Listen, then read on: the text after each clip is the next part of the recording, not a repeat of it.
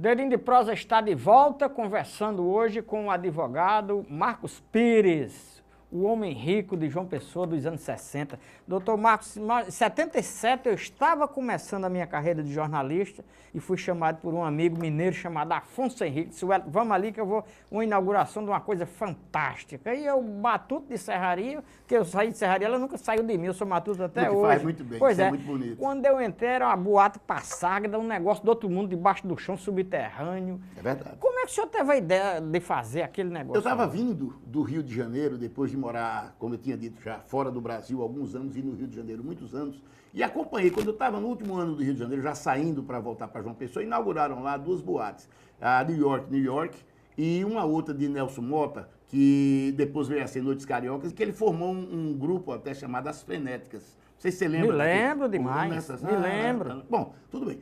Eu achei aquilo tão bacana. Nós tínhamos um terreno enorme aqui na Epitácio Pessoa, na descida da Epitácio Pessoa, à esquerda de quem está descendo, logo depois do rio, onde hoje é um quarteirão inteiro e tem um prédio só chamado Passarga, daquele prédio fomos nós que construímos.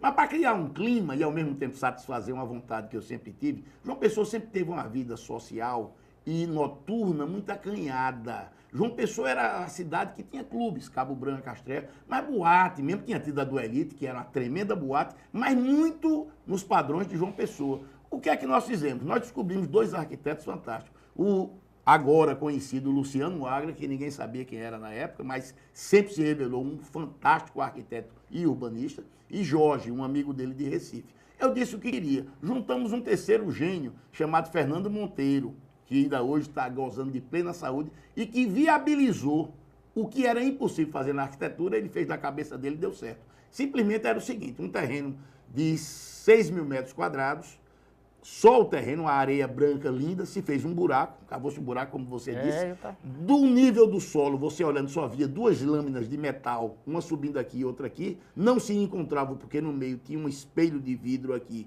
para você ver a lua de noite. Me lembro desse detalhe. Dentro a boate era toda escura, toda preta, só tinha uns camarotes pequenos e um dancing, e isso é que era o importante, esse detalhe do dancing, que era um lago. Em cima do lago, nós colocamos uma elipse, não é? Uma elipse assim, um negócio oval. Em cima nós colocamos uma tampa de creme de glass, que demorou para fazer em São Paulo, teve que vir um caminhão especial. Bom, era um troço desse tamanho, uma espécie de um vidro, que ficou em cima desse lago, embaixo aqui tinha água, e ao redor do dancing, menos num determinado local, que era a entrada e saída, eram jatos de água descendo, e aquele troço que eu tinha visto uma vez no Circo Tiano, as águas dançantes. Eu comprei as águas dançantes para lá. Tinha uns jatinhos de água que ficavam rodando aqui, a boate, o dancing. Então, dentro dessa água aqui, o som era maior, dava para você dançar. E fora dava para conversar. Aquela boate foi programada para durar exatamente um ano, e depois de um ano nós desmontamos, vendemos todos os pedaços dela, que era toda desmontável,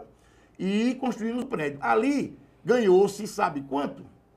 A preço de hoje, não, um preço normal. Nós ganhamos, entre derrubar a boate e fazer o prédio, ganhamos $1 milhão. Meu pai comprou uma indústria chamada Imensa. Na época, a primeira indústria da Paraíba, Imensa, foi de Teotônio Neto, essa indústria. Imensa. Depois, hoje, ela é a primeira, tem um negócio de concreteira, eu acho, antes dessa de roupa aqui. E ela estava fechada há muitos anos, ela fazia pá, enxada, carrinho de mão. Em 6 meses, meu pai injetou dinheiro, conseguiu limpar a Imensa, junto à Sudene, junto aos órgãos públicos, recebeu financiamento e vendeu. Em um ano, meu pai ganhou o equivalente a $2 milhões da Imensa. Nós construímos o condomínio Vilagem Atlântico Sul, lá na Ponta dos Seixas, 56 casas, também deu mais $1 milhão. E como é que se acabou esse dinheiro? De uma maneira muito simples. Meus pais tinham, depois de ter feito esse comércio fantástico, está com tanto dinheiro, eles partiram para a construção. Meu pai sonhou, e foi realidade depois, que o comércio ia sair todinho da Maciel Pinheiro, porque o comércio era todo da Maciel Pinheiro. Tanto que um amigo meu, Silvino Espíndola, disse que minha mãe foi a única mulher que ganhou dinheiro em pé na Maciel Pinheiro, porque de noite era cabaré, né? Ela tinha loja. A mulher ganhava deitada. Ela né? ganhava em pé. Mas saiu o comércio lá da Maciel Pinheiro e veio para a Lagoa. Meu pai que teve a visão de saber que a Lagoa ia ser o grande restaurante, o grande local de restaurantes, de bar, de tudo, enfim.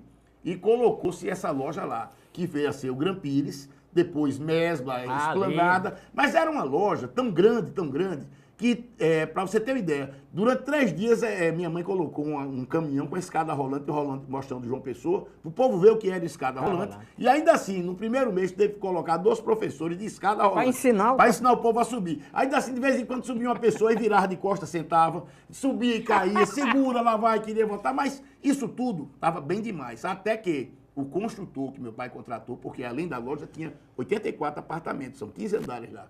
O construtor foi embora com dinheiro. Ele descontou as promissórias que meu pai tinha emitido e desapareceu. A história verdadeira é essa. Meu pai teve que ir aos bancos pedir dinheiro para construir e no final ele estava com 10 milhões de dólares, uma operação chamada 63 do Banco Central. Você pega em dólar, paga em dólar. Naquele tempo o dólar não subia nunca. Só que no dia 7 de dezembro de 1979, coincidência, meu aniversário, às 8 horas da noite, Sua Excelência o Dr. Delfim Neto anuncia na televisão a max desvalorização. Lembra disso? Me lembro. Meu pai dormiu devendo 10 milhões de dólares, acordou devendo 70. Aí era impossível pagar. Só por essa bobagem, por esse detalhe técnico, nós perdemos tudo. Tudo. Pagou a todo mundo, ficamos sem nada. E aí sim começa a grande fase da minha vida, que eu considero não é a melhor, não. A grande porque você testa num momento desse. E aprendizado. Quem é bom, quem é ruim, principalmente. Quem são os amigos, Wellington. E é. Meu amigo, minha mãe no dia. A galera se mandou, você Peraí, minha mãe chegou no primeiro dia, quando saiu isso, no outro dia de manhã nos reunimos, ela disse: olha, a partir de amanhã, sabe esses amigos todos que nós temos? Um Fusca vai ficar sobrando lugar. Graças a Deus não foi assim.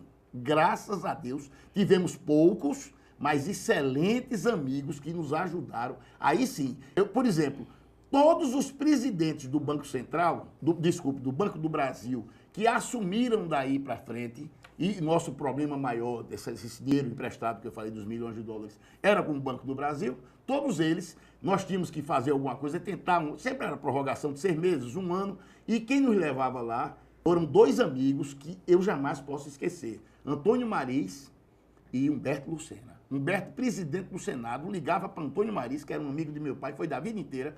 Mariz, você está fazendo alguma coisa? Não, vá com Adrião e Marcos. Mariz tinha um Fusca branco lá em Brasília. Vá lá. Chiquinho Evangelista também ajudou muito na época que Lafayette Torres era presidente do banco. Enfim, quem podia ajudar, ajudou. Nós íamos lá, sentávamos na mesa, a mesa do presidente do banco. O que é que quer? Prazo. E sempre dava prazo, mas tem uma hora que não dá mais, né? Aí perdeu tudo. Foi quando eu fui tocar piano. Pois é. Agora tem um caso muito interessante que tem a ver com a história do Brasil, o caso Zuzu Anjo. O senhor foi testemunha daquilo. A gente tem uns 3 minutos para o senhor resumir esse... É muito fácil. Zuzu Angel, e muito dolorido. Zuzu Angel era mãe de 2 filhos fantásticos.